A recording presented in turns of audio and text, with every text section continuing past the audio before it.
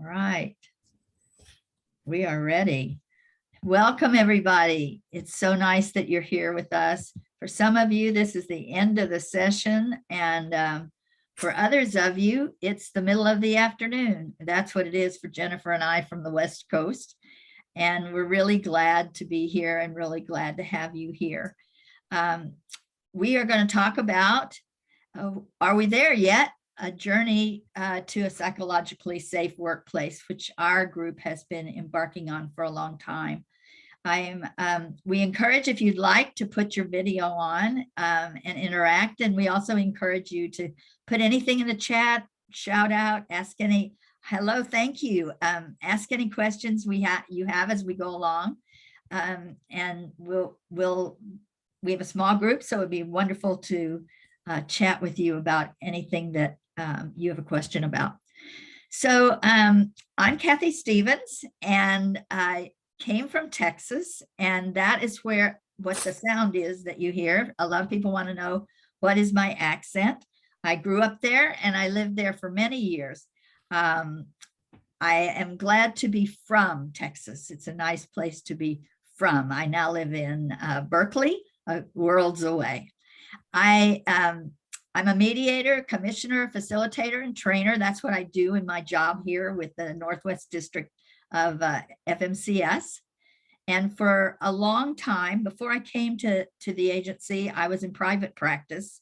And I did mediation and facilitation and organizational reinvention, also known as organizational development and behavior. I did that for a long time in my own private practice. And I have for so long been committed to creating workplaces of dignity and meaning, because we spend so much of our lives in the workplace.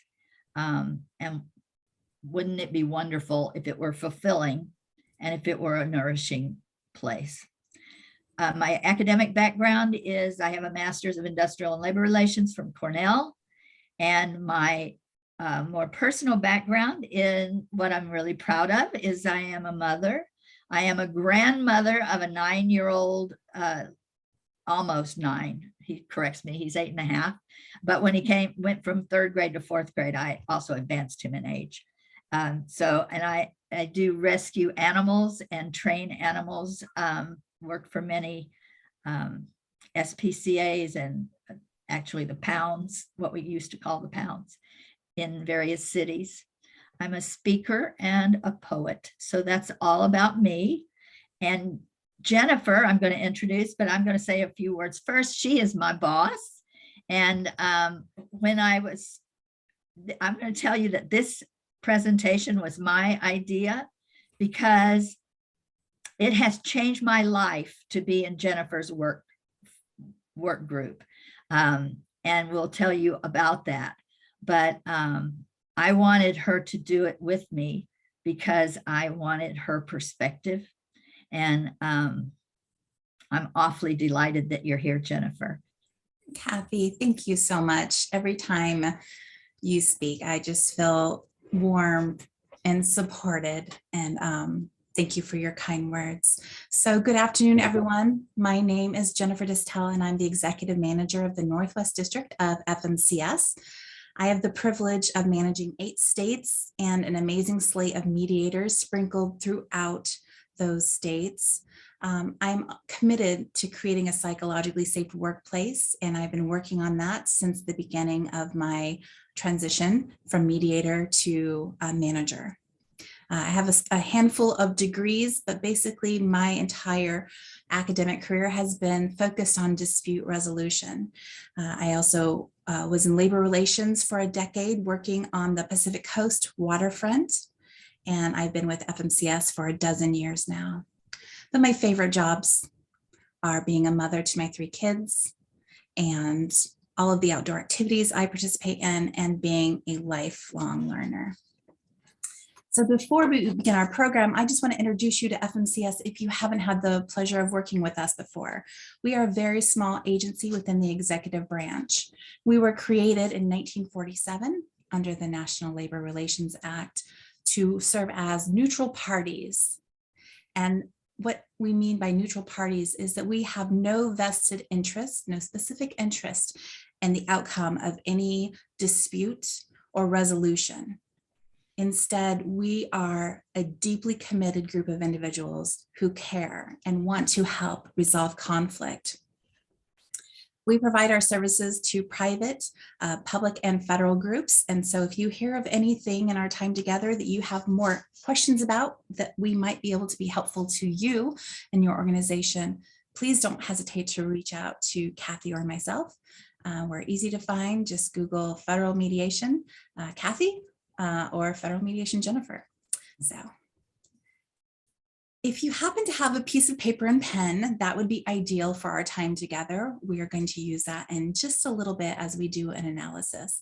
But as Cathy mentioned, we want you to bring any questions or concerns you have for us in the chat box. Cathy's going to have the chat box vision while I share my screen to present. So please don't hesitate to interrupt our flow. Now, we specifically, just to preface our program today, we specifically made this program to be very reflective. So we're going to ask you to do a lot of pondering, and hopefully that will lead to some future planning. So that is our goal for you today. But our objectives are to first understand what psychological safety in the workplace is and how it might be beneficial to your organization. We're also going to introduce you to an assessment that analyzes 5 aspects of psychological safety. And that assessment was inspired by Carla McLaren. We're also going to learn some new tools on how to create safe spaces that honors the whole person. And we're going to introduce you to some resources that you may not be familiar with, like the work of Katie Milkman in How to Change, and the research of John Gottman and Susan Fisk and many others. And then near our commencement, we are going to inspire you, is our hope, to create a first step roadmap to try at your own workplace. Now, before we begin, you might be pondering, what does this have to do with labor relations? There is a lot of research available now about improved psychological safety in the workplace, leading to lower turnover, lower grievances for collective bargaining agreements specifically, and higher employee satisfaction. And in recent research with Solso and Zenith, they discovered that toxic culture is the strongest predictor of attrition, and it is 10 times more important than compensation in predicting turnover. So I just want to reiterate that again, because when I read that, I was blown away. That toxic culture is 10 times more powerful than compensation in predicting turnover. So, but before we begin, we want to underscore that psychological safety is not an end goal that can be met and walked away from. You don't set it and forget it, right?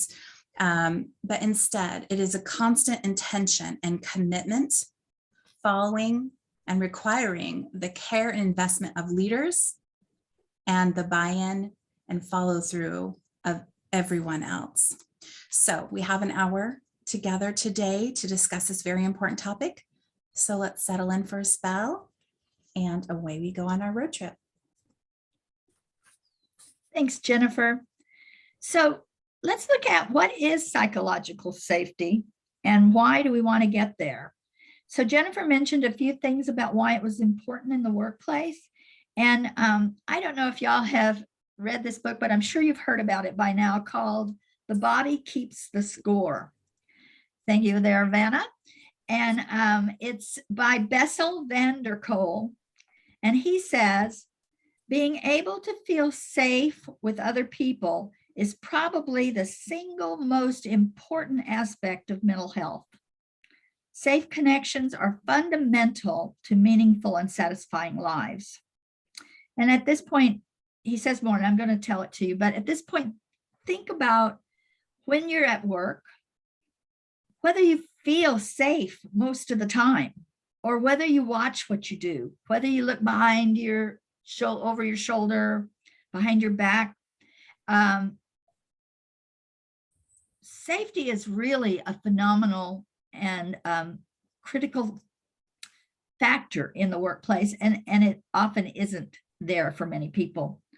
So Vanderkoel goes on to say, social support is the most powerful protection against being overwhelmed by stress and trauma. Social support is not just being in each other's presence, but it is about reciprocity and the feeling of reciprocity.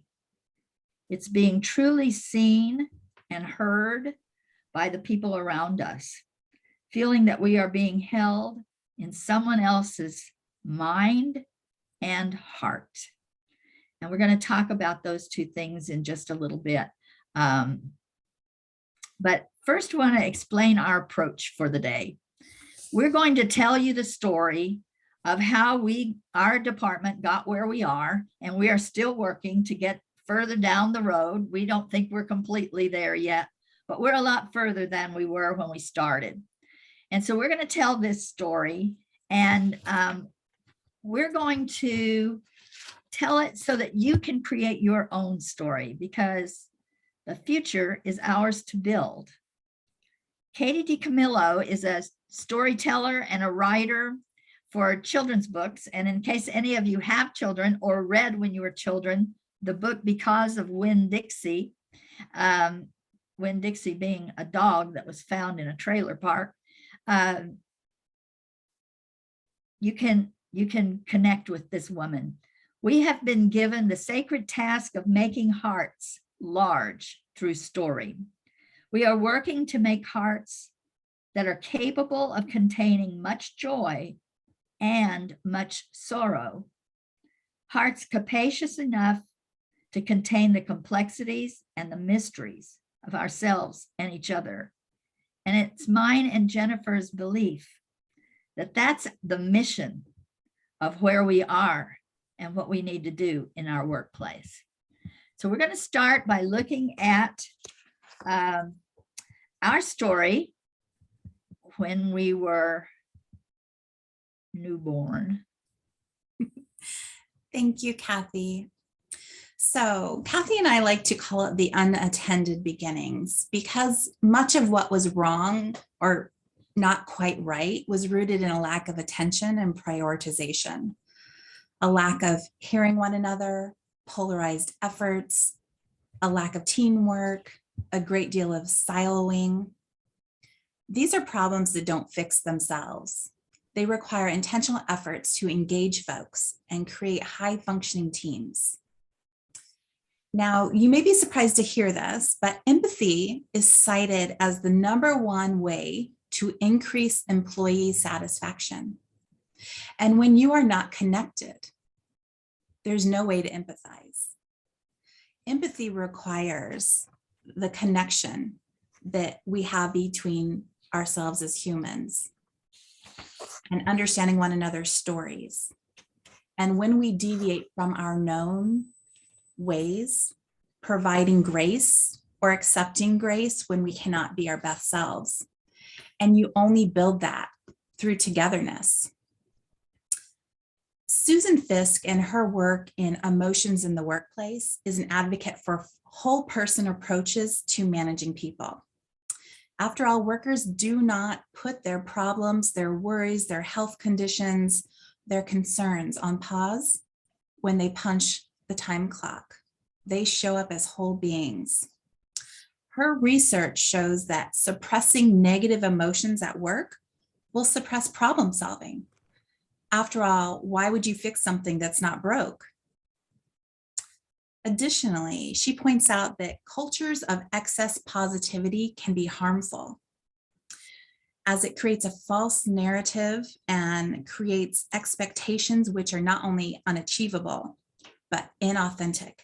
And that leads to demoralization and eventually oppressive behaviors. So when there are problems, it is ideal that they should be known and addressed. So how do we do that? What makes people feel safe? Cathy is going to address two very important and often overlooked elements, which are the underpinnings of psychological safety, whether at work or at home. The first one I'm going to talk about is our deep wish and desire and need to be seen as beautiful. And that doesn't mean that we're beautiful on the outside, although that's nice. It means that we as a whole person are beautiful, that we're valued for what we think, for how we think. We're given some grace if we make mistakes, because we know that doesn't mean that's the whole us. And this, Rumi says, put yourself behind my eyes. That's what empathy is. And see me as I see myself, for I have chosen to dwell in a place you cannot see. And we saw this a lot in our group as we went forward, because we were on Zoom. We'll talk more about that. We met every week, but we had people who came to work, and one person in our group had lost 3 people to COVID. One person in our group during this time of the past 2 years had a friend had been murdered. One person had parents with dementia. And what we were able to do was to develop a culture where that person could say at our check-ins, I'm not doing too well today, and I might need some help. But we all knew that we need to support that person. And we all saw that person not as failing and not as weak for expressing that, but as that being an important dynamic. And it did not turn into therapy sessions, which is, I think, a real important piece here, because, well, we'll talk more about when we were first going to do this. I was very afraid and tentative and doubting. So that passed. We also have a second need, and the second need is to feel safe. Out beyond ideas of wrongdoing and right doing is a field. I'll meet you there. This, we all don't want to be made wrong, but we make people wrong all the time. We live in a binary world a lot of the time where, you know, how could you have done that? And what kind of mistakes is that? And we try to get past that it's just everybody's doing the best they can where they are with what they have. And maybe I would have done it different from you, but I'll meet you there, and I'm not going to pass judgment on you. So those are the 2 needs: to feel beautiful and to feel safe. What happens in a workplace when we don't have those 2 needs met? We have signs that we are not at the psychological safety part of our journey yet. And what are some of those signs? An absence of trust, right? Everybody's watching their backs. Everybody's looking to see what anybody else is doing. Are you taking my work? Are you taking my client? Have you taken my material? We're very protective and we're very isolated. There's a fear of conflict. So nobody wants to bring up anything bad. Nobody wants to say, you know, I think we could do better here, or we're having a little trouble with that. If there's a microaggression, we don't say, we're too afraid to say, ouch, you know, that hurts. We can't do that here. It's not welcome here. So trust and conflict, a lack of commitment, an avoidance of accountability, and inattention to results. Those things are so important because over time, they can fray the edges of your work together. How many of you have ever been in a group where you had work to do together? I always hated work groups, where you have work to do together, and the person in your work group didn't do their part. Or you all come together and then the action items haven't been done. Nobody's done anything since the last time around, right? And then not only did they not do anything, they didn't tell anybody they didn't do anything. So there you all are in the meeting and the same action items on every time you get together. And it's very demoralizing and it splits the group up, and you don't want to work in a group anymore when you can't do anything and you can't rely on people. So those are signs. What are some of the behaviors that come along with those signs? These are the 4 horsemen, and the 4 horsemen came, of course, from the apocalypse. But John Gottman, who writes a lot of books on communication and has done a lot of research on it, he has identified 4 horsemen that wreak havoc on our relationships. They come trampling in, they shoot their spears and they wound, and they sometimes wound so deeply that people don't want to participate anymore. So let's think about what those are. The first one is criticism. And criticism comes in a wide variety of flavors. It can be sarcastic or snarky remarks. It can be, well, you know, you remember the last time that didn't work out very well when you did that. It can be awfulizing. Oh, you always think up these crazy schemes. And that leads, when we're criticized, that leads to defensiveness. So you can see how the cracks are getting to be bigger here. And defensiveness, now we can't listen. We can't listen anymore. Because why? Because we need to be telling ourselves and you how particularly marvelous we are, because you didn't bother to tell us that. And I don't feel like that. So I'm gonna have to step up, and I'm gonna have to be defending myself. As that goes further split, there comes what Gottman says is the chief destroyer of relationships. And when we're talking relationships here, they're all built on the same. Remember, we all want to feel beautiful. We all want to feel safe. So this happens in a marriage.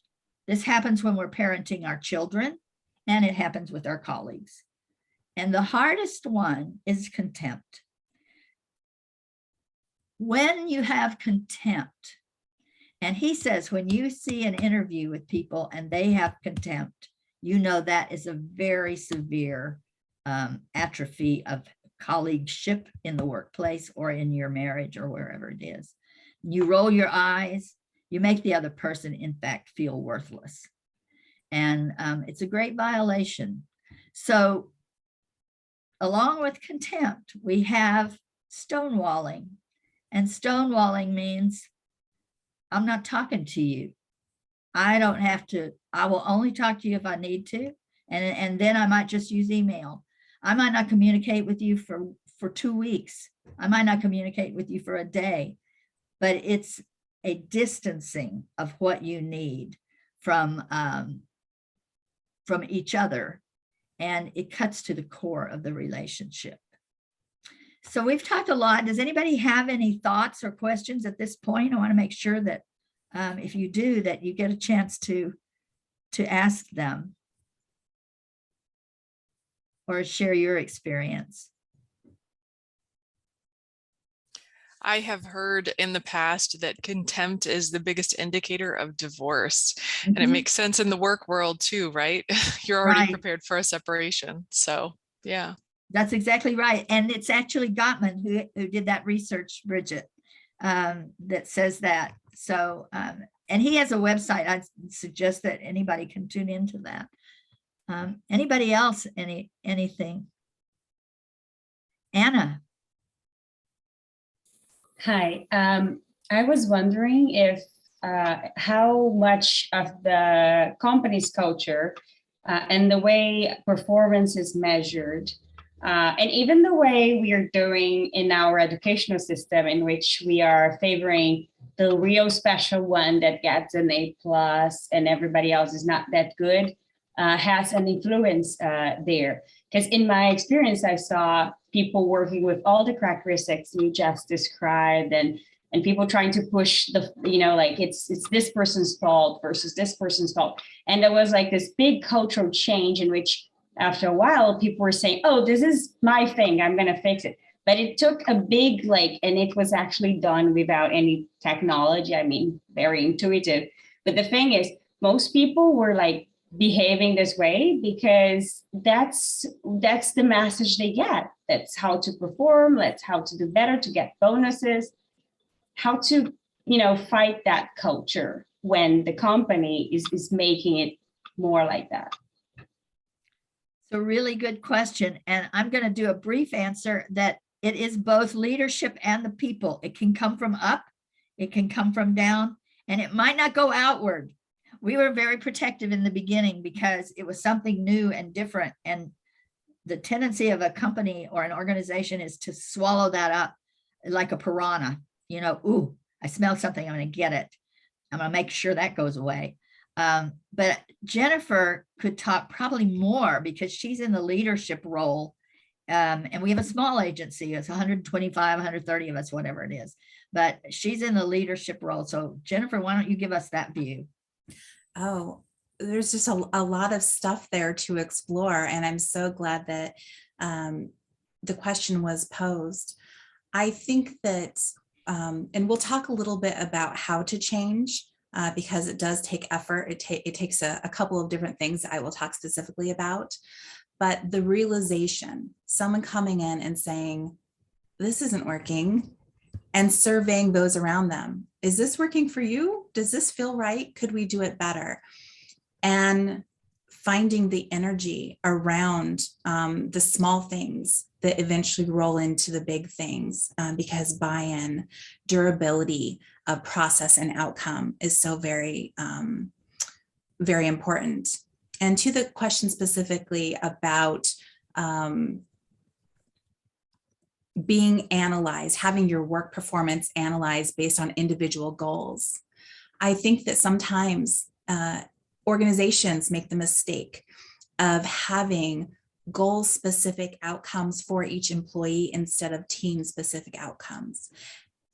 Then there's the tricky part. If you do have team-specific outcomes, how do you hold an individual accountable for that? So it's so wrought with exploratory conversations and trial and error and finding out what works for particular groups, because this is definitely not a one size fits all. It will depend on the people themselves, the regional culture, the culture of the organization, the tasks at hand, the sector folks work in, etc. So Bridget, your hand is up. Yeah, I do have another question, and it seems to be kind of a question that I've brought to many different groups because it just keeps coming back to my mind. And the two components in these needs that you've brought up, Cathy, they really go to the heart of COVID, and people did not feel valued and they did not feel safe. So I've been mediating and arbitrating for 15 years, and the tools and skills that I have established and all the trainings that I've taken, I'm finding I'm struggling in this particular world. I'm in a setting that is kind of not feeling safe and not feeling valued. I'm curious to know, I'm calling it COVID effect in my current role, how have you been able to overcome that? Or have you been able to overcome those deeply seated fears as a result of COVID? So I would like to say, we're going to talk about some of the things we did in our group. And I think it'll give you an idea at that point of some of the things we did, because we did have COVID casualties for our group. And so maybe that's the time to share that with you. Yeah, that is definitely the perfect question though, Bridget, because that's probably the entirety of part 2 of our presentation today. So I'm glad we'll be able to meet your needs. And I just want to say one thing before we go. We've been asked if we would be able to have a list of resources, and I'm putting the answer in the chat, which is that we don't right now have a list compiled. or like a written list, but we can tell you what those are. And if you put your email address in the chat, or you send that to us separately, I'll put my email address in the chat, and send us your email address. Send them to me and I'll share them with Jennifer. And when we get that pulled together, we'll send it to you. That would be better. So here I go to put mine in there. I'm sorry, Jennifer. Thank you. No, thank you, Cathy. Yeah, we definitely want to share with you the amazing resources that we have tapped into. So now would be the time, if you have that paper and pen available to you, to bring that forward. We're going to do a quick assessment that has 5 questions, and these are based on the work of Carla McLaren. We're not going to ask you specifically to share your outcomes or your thoughts, but you are welcome to if you would like to. So here we go. So on your paper, if you want to create a list of 1 to 5, we're going to ask you 5 questions, and you can indicate whether you strongly agree, neutral, disagree, or strongly disagree. So here we go. So thinking about your organization, are emotions spoken of openly? Do people respect differences between the productive and unproductive emotional sharing that occurs? Does that happen in your organization? Do you strongly agree? Disagree? Where are you on that? Number 2, people can be honest about mistakes and difficulties without being blamed or shunned. What's that look like in your organization? Do you strongly agree, disagree, or strongly disagree?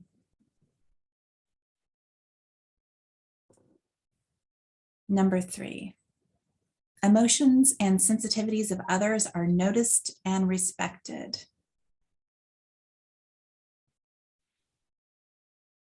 Do people take those into account when they're speaking with one another, working with one another?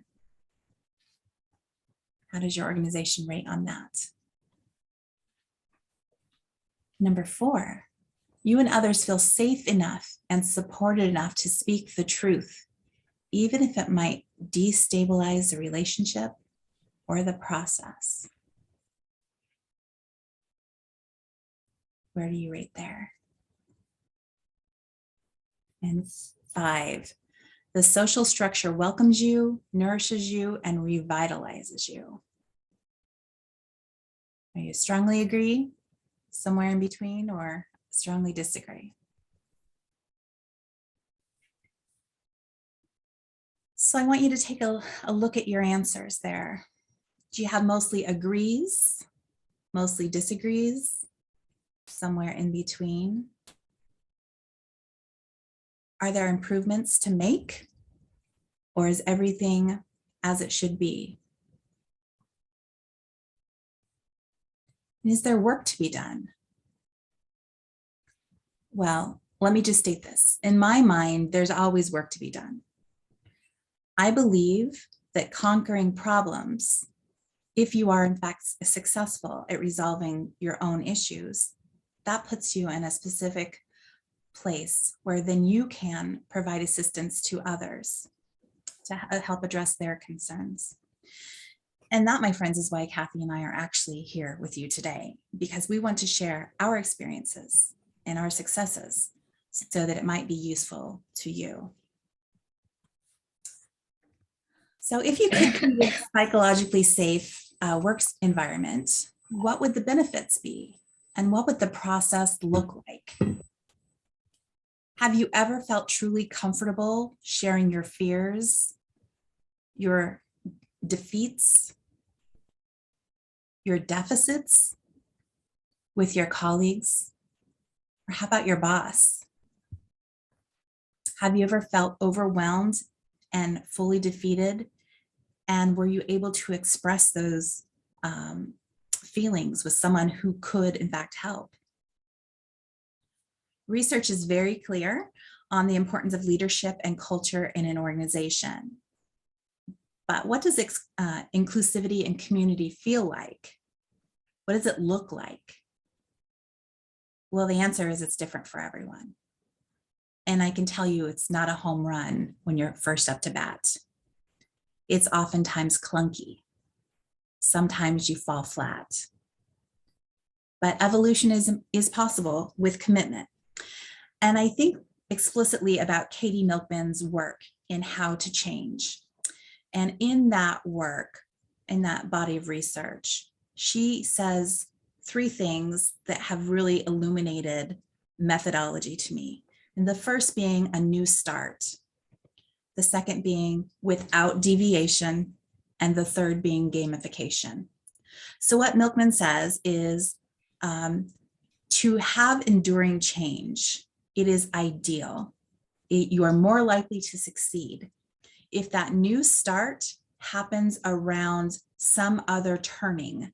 So whether it be the new year, the fiscal new year, a new job, the loss of something, the gain of something, your birthday, whatever that is, choosing a specific time and reason to make the change leads to more durable change.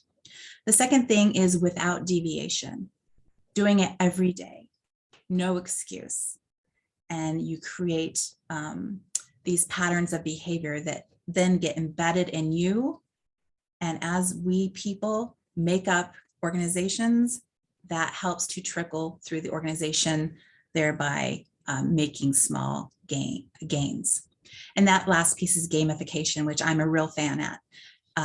Whenever skills are needed, making it fun so that people buy in, have a good time, and don't necessarily recognize that they're learning along the way. So, Cathy, did you have anything you wanted to add right here?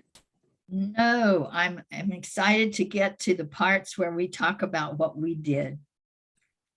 Sounds good. So at the beginning of my tenure as executive manager. Jennifer, I'm sorry. There's a chat here that I think will be important to this part that you're going to do. Great. And so Anna says, I think it depends on which level. Coworkers who are friends may be different than the organization as a whole. And LP says she agrees with that. And I guess as Jennifer goes through this, I just wanted to say, it would be hard to say that we're all friends. We are all a cohesive work group. We all like each other, but we don't do much outside of the office. And we don't, I don't know, that is an interesting way of thinking about it. When I think about friends at work, I do have a couple of friends at work, but this is more of our collective camaraderie and respect. So anyway, I want to be sure we brought that up before you started on this one, Jennifer, because it's germane.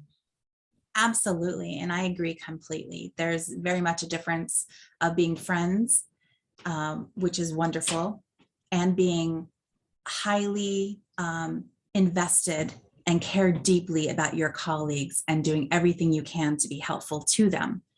And they in turn will do the same for you. So those are a little bit different definitions, whether you call that friends or don't call that friends. I'm not certain. I don't want to,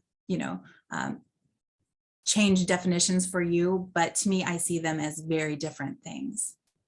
So at the beginning of my tenure as executive manager, I had some goals that I wanted to see achieved around culture.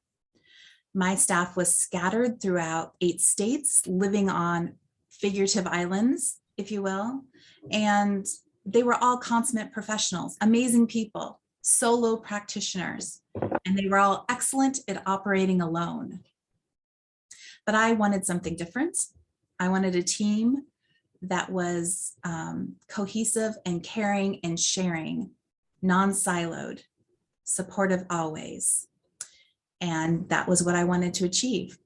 Now, I look forward to Cathy, my friend, sharing her thoughts about that, but because I think it's very fun that she had concerns about the beginning. So I look forward to that. But using the research of many, Milkman, Gottman, Brown, I charted my course, first meeting with every employee individually and exploring their concerns, their strengths, their areas of growth, and their work love language. If you haven't looked into love languages, it's a very interesting methodology to consider. And as I began my new role, moving from their colleague of 10 years to now their boss, COVID hit, just like that. And we were submerged in a new world full of challenges and new unfortunate realities. And at the same time, hard things were going on. Cathy alluded to some of them. Also wanted to mention the murders of George Floyd and Breonna Taylor and too many others. Zoom schooling, which was especially oppressive to me, who had 2 children at home, and the like. And so making safe places and spaces to advance my goal of teamwork, improve the mediator's skill set to now deliver and operate in this virtual world, and to be fully supportive of one another in doing it was my goal.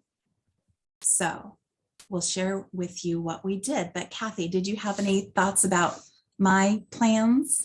Yes, I did have thoughts about your plans. I hated your plans. She didn't tell us her plans for being collaborative right off the bat.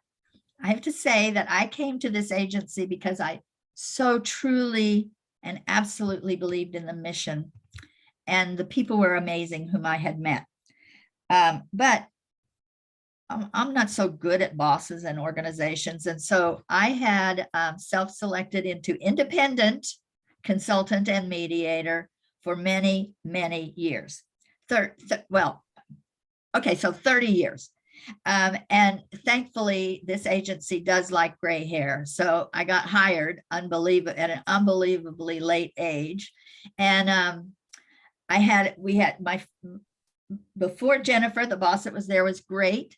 And I loved her. I was very sad when she was going to leave. And she said, well, she would put somebody in who had her same values. So I just had to trust that. Well, then word travels fast, through the grapevine. I heard that Jennifer, whom I had only met once when I was shadowing, I heard that we were supposed to now going to be collaborating, and we were going to be needing to work together on various projects. And this to me sounded like the death knell. I did not like it. I didn't have great, I really didn't even know how to do it. When I went to Cornell was the first time I was ever in a study group. And then I didn't let people come in my study group unless I knew that they're going to do their part. So I wasn't a fan. And so then we started having these staff meetings, and a lot, I don't know how many, but anyway, several of us did not understand that this was something we were supposed to attend, but it seemed more like we could just attend if we wanted to. So I didn't always attend, but it became clear to us that no, we were actually supposed to attend. So then we started, and I'm kind of an introvert, and I don't like forced intimacy, and I don't like people who say this is going to be your partners and so forth. And I don't like to reveal a bunch of stuff, even though right now I am. And so we started going to these staff meetings, and that was my mindset when I started. Jennifer was our new boss, and I best get along. And I actually was our first meeting. I was shopping or something, and I stopped. And the only place I could find, or maybe my internet was down, the only place I could find was Target. And so I was having my first staff meeting with Jennifer in a Target where they have the coffee, and it was loud. And at that point, Jennifer said she did not believe that this was the best place to have our staff meeting. I mean, our first meeting together. And so I took that under advisement and went back home, and we tried again. And I'm ever grateful for that. So it changed my life, this process that we went on, because now we want to have our staff meetings. And we miss each other when we can't. And people that I wouldn't normally be friends with, I respect what they have to say and their different perspectives, and I've learned a lot. So that's how I came into this process. And here I am asking Jennifer to do this with me. And I know that everyone in our department would feel that same way. So how did we do that? We created a space where we could each feel beautiful and safe. We played a lot, and in playing, we learned. We didn't know that was the aim, but we did learn. And when we learned, we taught it to each other and to other people. And then we partnered. And it wasn't a horrible thing. It was a wonderful thing. And now we ask to partner with each other.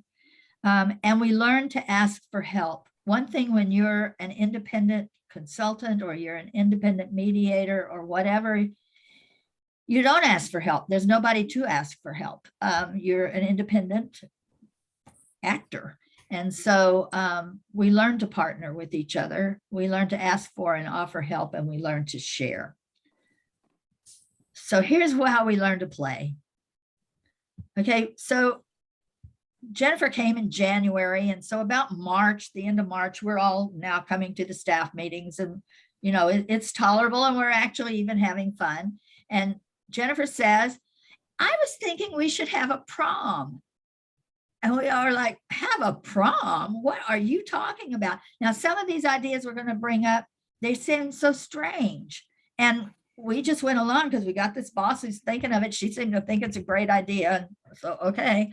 And so it's a step out, right? It's a leap of faith to say, okay. And how it started was, how we started the real changes that one time we were just bored with staff meetings. And two of our people came and they had wigs on. They had crazy wigs on and nobody knew they were going to do it. They were from the same state. And it kind of cracked a mold for us. And so then we all actually, several people went to their closets and got hats and put them on that very meeting. Then Jennifer had this idea about the prom. And so we had a committee. We had people who were going to the prom, and we put our old prom pictures there, or if we didn't have them, we chose dresses that we'd like to have been in. We built a playlist of books and podcasts for one room that people could go in. We invited the whole agency. It was during work time, and parts of our group who played music, they had a music room. It was very fun. It lasted 2 or 2.5 hours, I've forgotten, but everybody had a great time. And we did it with all the Zoom stuff going on. And I was always wondering what in the world Jennifer was thinking. What was she thinking? So I want her to share what she was thinking, because we didn't know. Well, as I mentioned before, when I came into this position, there were cultural change that I wanted to see improved upon. And that included building capacity for caring and sharing with one another. I believe that we as humans are all connected in various ways. We have these webs of our connections, and the only way that we can empathize and support one another is that if we know one another. And so finding spaces to reveal ourselves would allow us to empathize with one another. So creating fun spaces, the staff meetings were fun every week. We did jokes. Well, you'll see some more things. We're always doing fun things. But also at the beginning of COVID, we had to transition all of our mediation, training, facilitation work virtually. And so we had been doing that work, 99% of that work, in person. And we needed to transition in very short order. So within a few months, we were 100% up to speed to the capacity of all available tools on platforms so that we could deliver all of those programs. So inviting the staff to a prom helped build that web of connections, but also help them to build their skill set when it comes to screen sharing and backgrounds and audio engineering and all of the like. So gamification, we're going to do something fun and you're not going to realize you're learning and doing it. It was a great system. The next thing she asked, us to do was to have a fiscal year New Year's Eve party. Who wants to be head of that? Okay, so several of us were working on that. And we learned more things still, and we did fun things. We dressed up, everybody dressed up in their 20s costumes, and we sent firecrackers because, you know, New Year's Eve, we're celebrating. And if anybody knows the Johari window, we did a positive rendition of that. And we put those, we cut those up, like those words up like confetti, and we mailed them in the package in a New Year's Eve card like this to each person. And we opened them at our staff meeting. So that was very fun. Bridget is saying they do the same. She does done the same things with her murder mystery party and a foodie club where they share what they're eating for lunch and exchange recipes. That sounds like good ideas. We may steal that, Bridget. Yeah. So the last, not the last thing, but the next thing I wanted to talk about, and just briefly now, is we had what came from after the wigs and after the prom. We then decided that we would all take turns doing our whatever we wanted to open the meeting. So some of the examples are, if you know that you've been given a year's vacation and you can go anywhere and do anything you want, and where would you go? And people chose different things. We had one person who wanted people to talk about their favorite breakfast, and we brought our breakfast to the meeting, and it was virtual, and we ate breakfast and talked about it. And she told us the story of her favorite breakfast here with her brother who had since died. And so we learned about that and shared that with her. We had recipes. We made a recipe book for a woman who was leaving, and cooking was her hobby. We have, you may ever hear of him, Stephen Kessler is a member of our group, and he's such a bright star in our universe. And he thought up Throwback Thursdays, and he'd been there the longest, and told us how the agency used to be. He brought a tech hack every time that took about a minute or two that we could all learn from. So it was very fun. And that's how we start every staff meeting. Imagine whatever we can, and we play and we learn, and then we learn, and then we teach it to each other and to others, much as Bridget just taught that to us. And hopefully at the end of this, Bridget, we'll have a little time and you can share more on that. All right. So I would also like to say, in your example about Commissioner Kessler, I think leadership's role is to inspire. And when you see other people buying in to the system, you need to yield and let them take the reins. And Steve, as an example, he's so innovative and fun that he would come up with different things all of the time to help move us forward. And all of the employees, all of the mediators did that as well.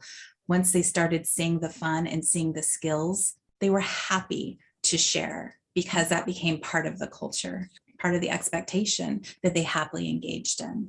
Right. It became very fun. It was like a game, and it was very nice. All right. And as I mentioned before, the past couple of years were very difficult for a variety of reasons. And as neutrals, we have authority to improve upon relationships of others. And so when a lot of the hard things were happening in the world, we answered the call for our clients. Now, our agency then began to reflect upon itself.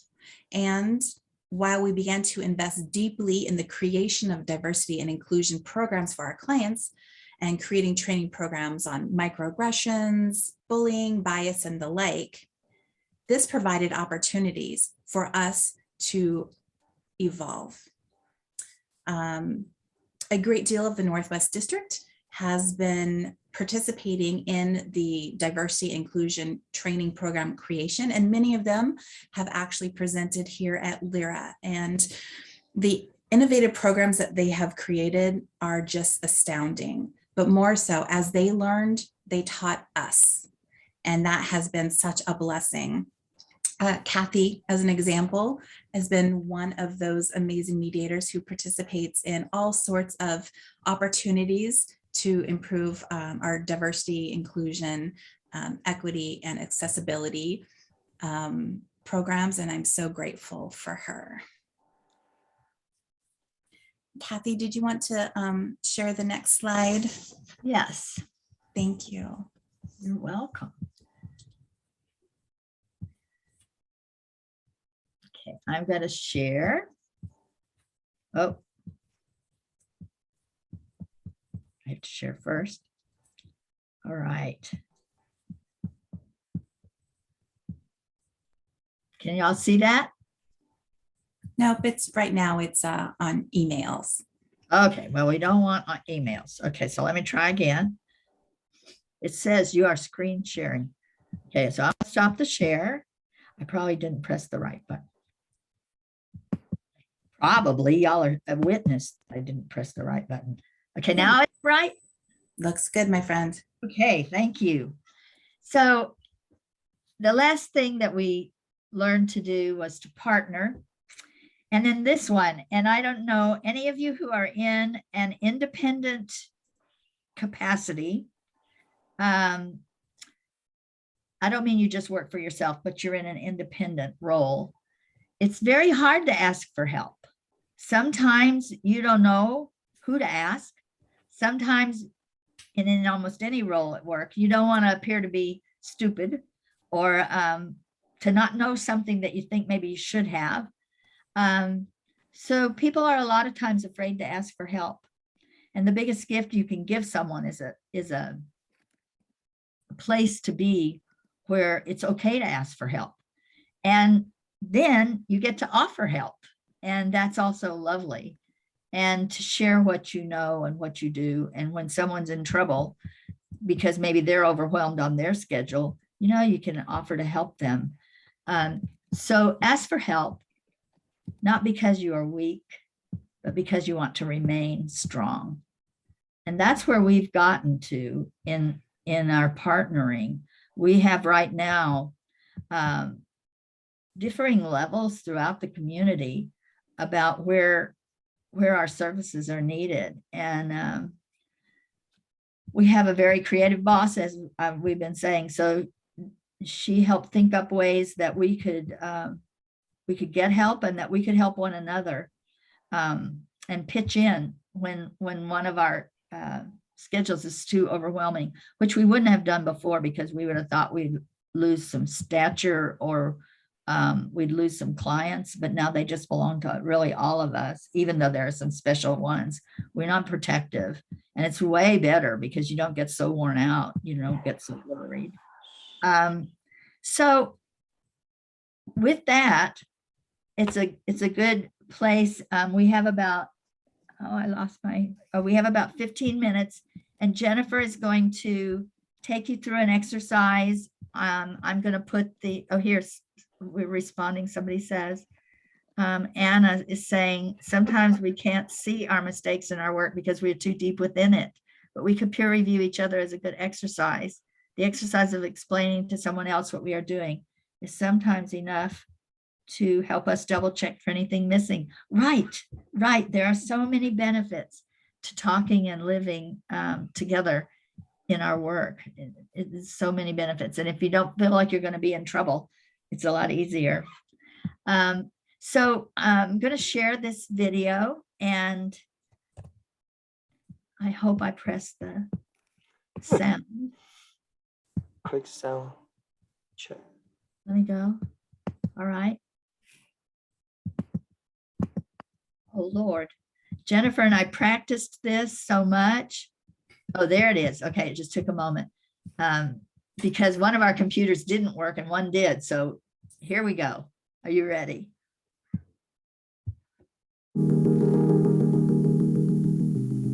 This could be the most important minute of your day. We have been through difficult times and face big problems ahead. But every crisis contains both danger and opportunity. Peligro, pero también es una oportunidad. You can play your part. Right now. Right now. Please close your eyes. Imagine the better future we could have. Imagine that future.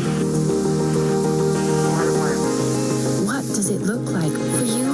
For the How do we lift each other up and make it fair? How do we protect nature and save our shared home? Picture that future you want. Now open your eyes. It's time to talk about the future we want. Could y'all hear it? Okay, good. Yeah. Thank you, Cathy. You're welcome. All right. I'm going to walk you through a series of pondering questions in our last few minutes together. And you don't need to respond to these specifically or write them down, but it's just a space for you to reflect and analyze your experiences in your own organization. So I would like you to think about your organization. What is it like for you?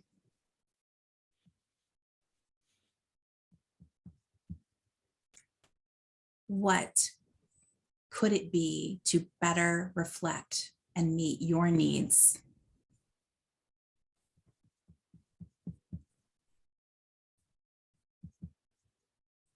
And how could it do that? What is it like for someone who has a different job than you, a different tenure than you, who looks different than you, who has a different religious tradition than you, a different family situation than you, who has different health concerns than you? What could it be like for everyone to have a chance to have their needs met within your organization? I'm a big believer that change begins with me. And so I would like you to take a moment to ponder what it might look like if you began talking to folks that you don't generally talk to. Are you able to check in with folks that you don't generally check in with? Share a laugh or intentionally find a way to connect?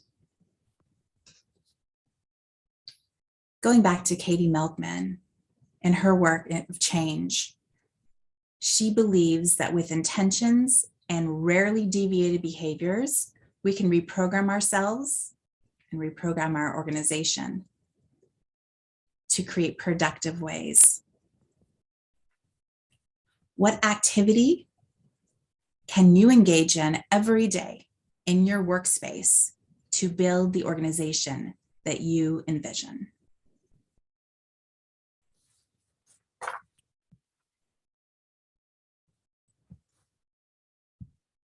All right. Thank you for that, Jennifer. So this is the end, and we found new hope and energy by connecting with each other. We're free to explore and create and to love and to live with grace. And hopefully it'll give you some ideas. Be sure to email me or Jennifer, either one, and we'll be sure we put you on the list to receive our list of resources. Happy to do that. And we are a little past the time, but that's it for us. Thank you so much for being here. And if anybody would like to have a conversation or say anything, we have about 10 minutes that we can stay in the room, I think. Anna. I think she's just doing a clap. I'm just laughing. But thank you. Thank you. Thank you, Anna.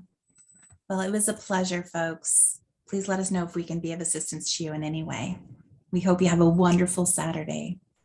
Thank you. Good to see you. Thanks for coming. Goodbye, friends.